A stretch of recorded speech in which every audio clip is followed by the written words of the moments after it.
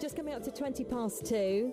Now, have you ventured back to the gym yet since the Christmas and New Year break? Maybe your New Year's resolution was to get fit and tone up and not have to worry about it 2 weeks before you go on holiday in the summer, but to start thinking about it early doors in the new year. But then it snowed and no one's going to go out and exercise in the snow. Are they, George Turner from Emsworth? I think they are, actually, Katie. Definitely they are. No, you've been out doing one of your boot camp classes this morning. What were you up to in Emsworth Park? Oh, we have. I have a number of sessions that I do, but this morning was boot camp training in Emsworth Park, and there were 16 of us out in the snow having lots of fun. No, didn't your hands get cold doing all those press-ups in the snow? No. As I say to all my clients, it's all about preparation and making sure you've got the right clothing.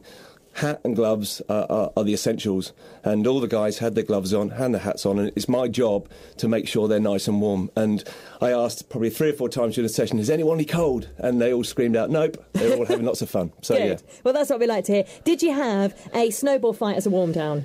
At the end, yes, a few snowballs came my way, put it that way. It was good fun. Well, that's what we like to hear. Do you know, I did remind myself, and we don't get to know it often enough, I think, to have this in your mind, but I did remind myself on Friday why it's never wise to pick a snowball fight with a man, because you're not going to win. Generally, and I'm not being sexist here, girls, generally they have a better aim, and they don't collapse into a fit of giggles. They're just generally better at snowball fighting. And we won't stop until we've won. Yeah, well, there you go. That's the other thing. We're kind of arsenal of 50 snowballs ready to make sure you're not beaten. So snow aside, why is this time of year a good time of year to maybe try something new?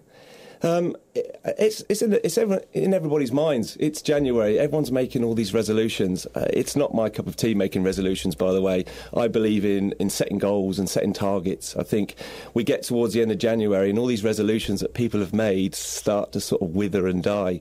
So it's a case of, people think, I've eaten far too much over Christmas, I've drunk far too much, I want to try something new, or I want to do something that's going to keep me going. And that's the reason why I've set up Reload, is to show people that you can do something different, and, with a bit of commitment, you can keep it going. A lot of people go to the gyms, and, by sort of January, numbers start to sort of dwindle at the gymnasiums. People start to give up. I want to show people that fitness is fun, and you don't have to give up. You can keep on going and going and going. Well, another thing, I think, another reason why maybe people do start to give up is they get bored.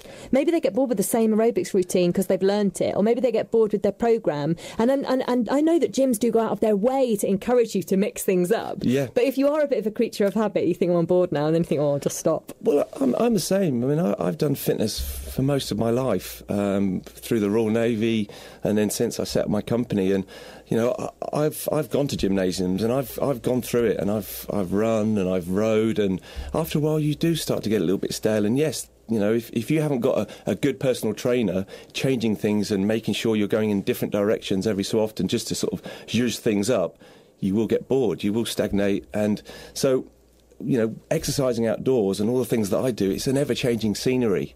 We've got snow at the moment, then we could have rain, then we could have sunshine, but everything's changing. And I've got a new session in Staunton Country Park. What a fantastic place. It's near Havant, but all the guys that come to the sessions love it because you can just look out and see something different every time you do the session. Aren't people a little bit embarrassed about exercising in the park, huffing and puffing and getting all red and thinking that someone walking the dog's going to walk past them? No, I don't think so, because everyone's doing their own little thing, and I think they come to the park and it's their hour. It's their hour where they can lose themselves in a little bit of exercise and a little bit of fun. And that's the key thing. With all of my sessions, we have to have fun. So within the first 5 minutes, they're laughing, they're joking.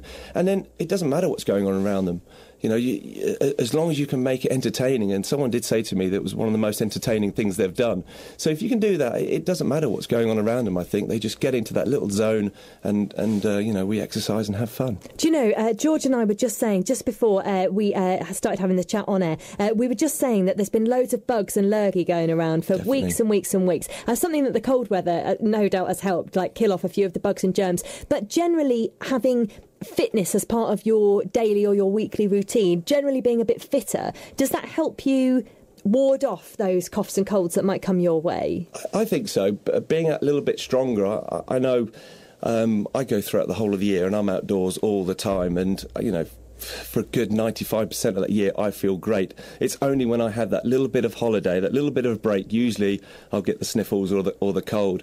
But I think being outdoors and exercising, it does help build up that immune system and keeps you going, I think. So, yeah, definitely. I think exercise is definitely the way, with a healthy, balanced diet. But, well, quite right, and it is a holistic approach, isn't it? And again, I would say that might be one of those hurdles that people can't get over is just the thought that if they're doing this one thing, they're going to the gym or they're doing their exercise or whatever it is, but then they don't change the amount that they're eating or the amount of alcohol that they're drinking or what have you, then one isn't necessarily going to cure all evils. Is that you do have to have a holistic approach. You've got to have a good diet, otherwise exercise just doesn't. It does work to a certain point, but having a good diet really backs it up and helps the whole transition from, not so fit to getting fit and healthy. So, with all of my clients, and they get sick of me going on about, hope we're eating well, hope we've had a good breakfast, I hope, you're set up for the rest of the day. And I'm always trying to sort of advise on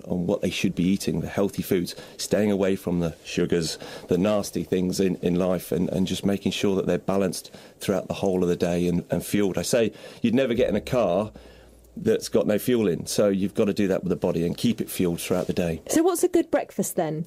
A good breakfast, I love my porridge in the morning. Verity, my wife, is always there. I take the dog out for the walk and I come back and she's got the porridge on the table. We have porridge, and you can add so many things to porridge just to sort of, because it's not everyone's cup of tea, but it gives you all the slow release energy throughout the morning that you need. You can add a banana, add some raisins to it, but also eggs. Eggs are fantastic, and there's usually eggs lying around in the fridge, and just to have an omelette, which will give you again all that you need to sort of keep you going through the morning.